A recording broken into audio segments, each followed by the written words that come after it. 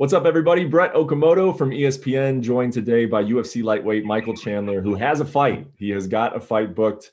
At least I think he does. We'll have him confirm it right now. UFC 257, January 23rd. Dan Hooker, correct, Michael? This is how you drew it up months ago when you signed with the UFC, right? This is the spot Yeah, that would be it. exactly how I drew it up.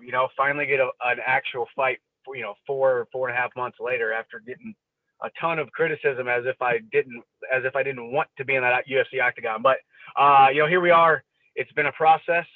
Dan Hooker was the guy that said yes, and I think he's a great dance partner to be able to introduce myself to the UFC fans, get inside that octagon, make my first statement inside the UFC. Yeah, and obviously I want to talk about that fight, but let's talk about you brought it up right away. Some of the criticisms that you've had. I mean, can you just talk about what the last few months have been like for you? Kind of, you haven't really been in front of the media too much. You haven't talked too much. So I want to give you that opportunity now. Like, what was that? What was the experience been like? It's been it's just a lot bigger. I think things are a lot bigger than they were just before I signed with the UFC. So a lot more eyeballs, a lot more attention. So obviously that just comes with the territory. But I think the biggest thing was I think I made such a splash and such a big MMA news cycle event whenever I signed with the UFC, left Bellator where I'd been for almost a decade, coming over. Dana announced it on SportsCenter. It was just such a big thing. So then immediately everybody just thought, okay, man, this guy needs to fight like tomorrow. They obviously offered the fight to Dustin. They offered to fight to Tony for that October 24th card, which was Khabib versus Gaethje. Neither of those guys said yes. Then I, became the backup. Then the Makachev needed an opponent last minute. That was never offered to me. Then there was another one. Paul Felder stepped in to fight RDA, Yeah. and that was another one that everybody thought I should have jumped in. Once again, that was never offered to me by the UFC. Obviously, Tony Ferguson, we wanted to fight him January 23rd. Then he tries to pull a fast one and try to fight me on 2 or 3 weeks' notice after I just made weight. It's just been a crazy, crazy long process, And then this current fight, I've been wanting to fight on this January 23rd card since that October 24th card. We got done with that, and that was always been the plan. And obviously, we went through a laundry list of names, guys inside the top five, and Hooker was the one who said yes. How do you feel about Hooker being the guy? I mean, you've gone through thinking about, I'm sure, picturing sort of game planning, even potentially Dustin Poirier, Tony Ferguson, Justin Gaethje, Charles Oliveira. I mean, your mind is kind of, I'm sure, like, pictured those types of fights. And then I don't think, you ever really thought that Dan Hooker was going to be the guy. So when, after going through sort of those different scenarios, and now this is the real one, how does it feel, knowing that you're fighting that guy in a few days or 19 days? I mean, here's what I would say. Dan Hooker wasn't necessarily on the radar, on the highest rung of the radar, mainly because of just the pecking order of the UFC rankings. I mean, obviously, when I come in and the UFC wanted to give me a test right away, throwing around names like Poirier, like Ferguson, like Gaethje, like Oliveira, guys who are 1, 2, 3, 4 in the division. Obviously aside from Khabib because he's semi-retired right now, we're not sure what he's doing yet. But these are the names that we were talking about. These are the names that the UFC was trying to get me booked against. And so it wasn't that Dan Hooker wasn't a formidable opponent. Truthfully, he may be one of the saltiest, nastiest, toughest challenges, both physically and with his attributes inside the octagon than any of them. I think I match up better with Poirier than I do Hooker. I think I match up better with Gaethje than I do Hooker. I think I match up better with Tony Ferguson than I do Hooker. So at the end of it all, I signed with the UFC to get to the top. And in order to get to the top, I have to have a fight. I have to get inside the UFC octagon. You and I have had conversations. You and I have done interviews. We've talked off camera. We've talked off interview. It's been a roller coaster of emotions to try to get this fight booked. At the end of it, myself, my management, we sat down and said, we got to get inside that UFC octagon. January 23rd is the place to do it. The Conor McGregor versus Dustin Poirier, the biggest card of the year, the most expensive pay-per-view the UFC has ever done. They increased the numbers. It's going to be the biggest stage I could have possibly fought on. Dan Hooker it is. Let's go. Start my UFC career. You said Dan is actually, you match up better with some of the other top guys better than him. Why? What about his style do you think is maybe a little bit more challenging for your style? I think he's the tallest guy in the division, which isn't that big of a deal for me. I mean, obviously I'm not the tallest guy. I'm 5'9", so I'm about average height. So I fight a lot of guys who are taller than me. And I've got numerous knockouts against guys who are taller than me. I have a knack for being able to close that distance, get inside, kind of Mike Tyson guys, if you will. I think I'm going to put pressure on Dan Hooker, and I'm going to put him off, kind of on his back foot. But he's tough everywhere. He's dangerous everywhere. He's a dangerous striker. He's got power in both hands, power in his kicks. You saw what he did to Dustin Poirier. Dustin Poirier is now, essentially next in line for the title, and he's always up in that upper echelon for the title. So, I just see more holes in other guys' games than I do a guy like Dan Hooker, who has looked really, really well aside from, his loss to Poirier. He still looked phenomenal. He just lost that fight, but maybe it's in my head. Maybe that's me trying to stay sharp, knowing that I got a very, very tough test ahead of me. Like I said, I wanted to fight Tony Ferguson. Tony Ferguson was my number one choice because I thought he was the scariest guy in the division, the boogeyman. Mm-hmm. To me, I think Dan Hooker is probably the second scariest guy in the division. So let me go ahead and go out there, get my first win inside that UFC octagon, and then we'll be off to the races. 2021, I get that title. You feel like you have any insight or any familiarity with Dan because you had Gilbert Burns fight him? And I don't know how necessarily close you and Gilbert are in terms of, if you're part of each other's camp or if you work out on a daily basis, but he is, the same team, right? So he fought him a couple years ago, I believe. Do you feel like, were you able to take anything from that, or was your team able to take anything from that? Yeah, so Gilbert and I have talked about this fight. Gilbert and I talk every day. We train every day. We are teammates. We are training partners. I'm helping him prepare for his fight in February. So we train daily. And obviously there's a lot of similarities between him and him fighting Kamaru, who was previously part of our team. I was one of Kamaru's teammates. It's a very for as big as this sport is growing worldwide, it's such a very, very small community of people. And you're usually only 1 degree of separation away from your opponent, your training partner, the teams, the camps. So obviously, I have been watching Dan Hooker for years. I watched that fight with Gilbert. Obviously, Gilbert was not the victor, but we picked up some being able to dissect that loss from Gilbert, be able to pick up a couple things, and then since then watching how Dan Hooker has fought, improved, done well. Not done so well in some areas since that fight.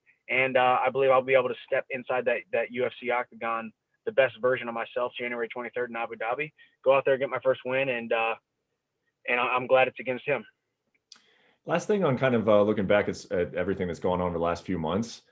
Do you have any opinion, or do you make anything of what Tony did fighting in December and then losing and not being able to get a fight done with Justin Gaethje? Like, has your opinion of any of these guys changed, or your outlook on, maybe potential matchups with these guys? Like, what's different now than there was a few months ago when you think about those names, the ones that were mentioned, but you're not fighting right now?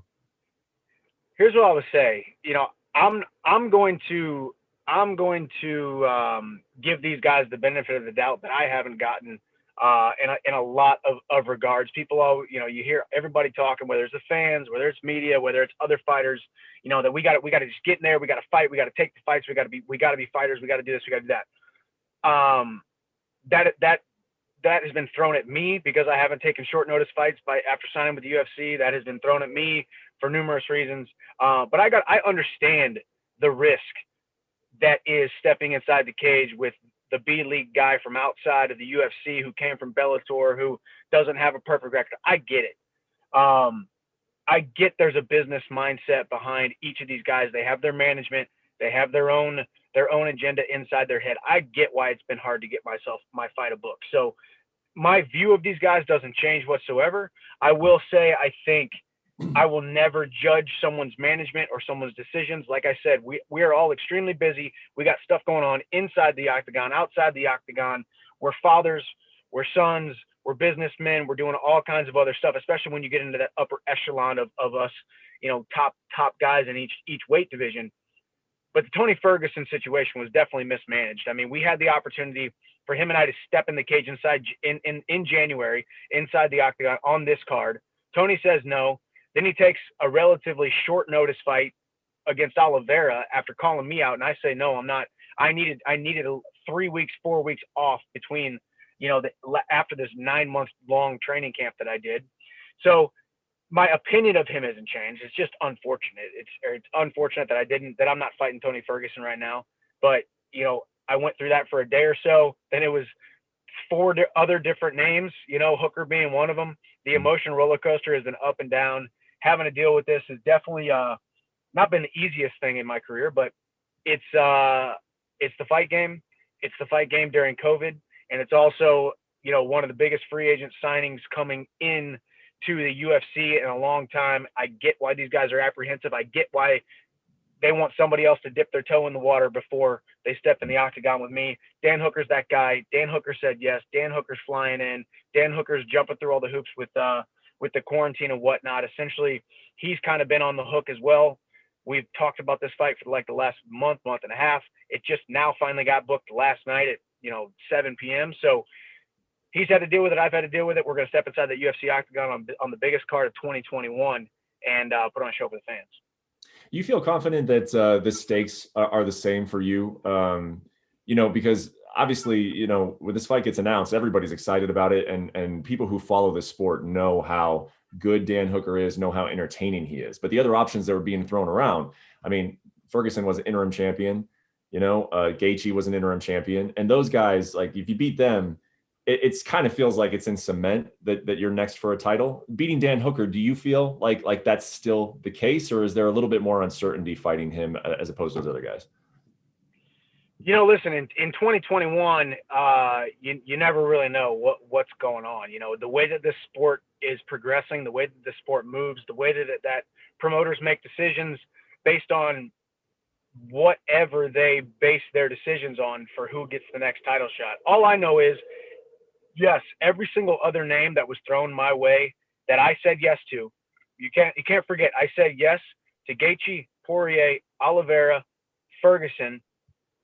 Khabib obviously wasn't offered, and Conor wasn't offered. Mm-hmm. I said yes to all of those guys. No's were thrown my way at every single step. So I got to take the next guy that there is on the roster. Do I think beating him warrants me a title shot? Maybe not, but maybe. He's number 6. Tony Ferguson is number 5 on a 2-fight loss streak. Technically Dan Hooker should probably be number 5. Let's be honest. So I think I go out there. I'm dominant against Dan Hooker. I beat Dan Hooker. I think I'm put in that number 5 spot, and crazier things have happened. Lower ranked guys have fought for titles than the number 5 guy in the world. You got Conor and Poirier fighting. You got me and Dan Hooker fighting. That's going to be a great night. Ton of eyeballs are going to be on me for my UFC debut. Ton of eyeballs on mine and Dan Hooker's fight. Ton of eyeballs for Conor and Poirier's fight. We don't know if Khabib is coming back. We don't know if GSP's name is being thrown in the mix. We don't know what Justin Gaethje is going to do. Justin Gaethje had the opportunity to fight me. He goes out there, fights little old me. He gets that win that he needed, and then now he's next in line for the title. But instead, he wants to sit out and wait. I was not going to wait. That was the biggest thing. I could have said, no, I'm not going to fight Dan Hooker because he's number 6, right? So what do? I just sit around and wait? I can't just keep waiting. I don't want to keep waiting. I have not been waiting by my own decision making. I've been waiting because guys haven't said yes, the dates haven't lined up, and now January 23rd, Dan Hooker is the night that I may make my UFC debut, and we go from there. Sitting in your spot now, you're leaving for Fight Island in a week or so, and you're going to. I mean, obviously the focus is beating Dan Hooker, right? He's a very, very tough guy. It's a serious fight. You also know you're going to be competing on the same night as Conor McGregor. And there's going to be a whole lot of eyeballs there. And that Conor is like you said, when promoters are talking about how to do title fights, I mean, I think if Conor wins and he's willing to fight for a lightweight championship, I mean, I think that he's probably going to be half of that battle, right? So do you give any thought to that? Like, I'm going to go in and I don't just have to win. I have to create a storyline here with Conor McGregor. Do you give it that any type of thought? And are you hoping to have some interactions with the guy, and I should include Dustin here as well. But with the Conor thing, it's if he wants to fight for the title, he's going to be fighting for the title. Do you give much thought to that? Yeah, I mean, you got to be honest. You have to be real with the stakes at hand when you talk about being in the same weight class in the same organization, fighting on the same night as Conor McGregor. Your name being right next to his on the bill. There's going to be a lot of similarities or a lot of compare and contrast. Man, that co-main event, did you see how devastating Chandler was? Then you got Conor going out there beating Poirier if he beats Poirier. And then our names get thrown in the mix right next to each other. But, we'll see. I mean, I will say my view of Conor McGregor has changed over the years. I always said he's better than we thought he was, but he's not as good as he thought he thinks that he is. I think that's still the case, but that's only because he thinks he is one of the most mentally strong, most devastatingly confident men in the entire world, definitely across this sport. And we as fans, or we as his fellow competitors, we don't give him as much credit as is due. I think he's motivated. I think he's going to go out there. I think we're going to see the best version of Conor McGregor. Of course, I want my name in that storyline. Of course, I want my name attached to his. Of course, I want that possible fight. Do I think I match up extremely well against Conor? Absolutely. With my wrestling background, plus the power of my hands, plus my ability to mix up the striking with the takedowns, plus my ability to push the pace, I think I'm a nightmare for Conor. But I respect what Conor is doing. I think Conor is continuing to come into his own, and he's really, really looking. I mean, the way he put away Cowboy a year ago was devastating. I think where he's going to have much more of a formidable opponent in Dustin Poirier here in a couple weeks, and may the best man win. But of course I'm thinking about it. Of course I'm thinking about that matchup, and of course I'm thinking about sharing that UFC octagon with Conor, because that's what all of us lightweights, welterweights, featherweights, anyone around that weight class, around this weight class, they want that fight. So why shouldn't it be me? Sure. And then just a couple more for you. How do you think that fight with Dustin goes? I mean, you kind of talked up both of them there. How do you think it actually unfolds? Man, I think you got to give the deeper waters, the later rounds, and the close volume punching exchanges to Dustin Poirier. We've seen Conor go 5 rounds, once, maybe twice. I think just once, against Diaz. But we've seen Poirier do it numerous times, or at least keep a very, very high pace, tons of volume punching. I think it's going to be a 95% on the feet battle, which is going to be fun for all of us to watch. I'm going to, collect my paycheck and then run back out to the stands and hopefully go catch that fight. But obviously early rounds, Conor's power, Conor's precision, those first 2 rounds, Dustin's really going to have to be on his P's and Q's and evade a little bit, but also get inside of Conor's reach. Don't run away too much, because I think guys have a tendency to run away, and Conor's able to leap in with that left hand and catch him. Poirier needs to get in there, make it a fight pretty darn quickly. Let him know that he's in the octagon with a different Dustin Poirier than he fought years ago. But if I had to be a betting man, my money would still lean towards Conor McGregor. Last one for you. I mean, you were right there when the Khabib situation happened. He beats Justin Gaethje and then he retires. And you and I haven't really talked much about that. And obviously that was a fight that you were hoping to get. Can you sort of talk about what that was like, witnessing that for yourself, and what do you make of the Khabib situation? You said earlier that he's semi-retired. I mean, how do you think that plays out? Yeah, I said he's semi-retired because we don't quite know. You got Dana saying, I think there's a small chance I can convince him to come back. And of course, Dana wants him to come back because Khabib he's a legend. He's a superstar. He is one of the lifebloods of the UFC. And we all, myself included, we all want to see him fight again. But the man has accomplished enough. The man has gone through enough. The man has proven enough. The man is set in his finances. He's probably set, spiritually, emotionally enough that he's accomplished enough in, sports sambo and now in mixed martial arts as an undefeated mixed martial artist. I mean, what else is there left to accomplish? If the guy wants to ride off into the sunset undefeated, let him do it. But that night, watching that fight, watching the way that he devastatingly put away Justin Gaethje in the manner that he did it, and then immediately rolled off, went to the middle of the octagon, started diaphragmatic sobbing. You know, it was definitely, I think, for everyone inside that arena, and it's unfortunate that there was only, you know, a couple dozen people in the arena, you know, to be able to witness it. But it was almost as if this weight was being lifted off of his spirit, out of his soul, through that UFC octagon, through those cage panels, and kind of we started to feel it out inside the crowd of the pain and the anguish and the sadness, the deep sadness that this man had gone through over the previous month, losing, you know, when he lost his father, he didn't just lose his dad. He lost his mentor, his hero, his coach, his best friend, his Superman on this earth. He lost that.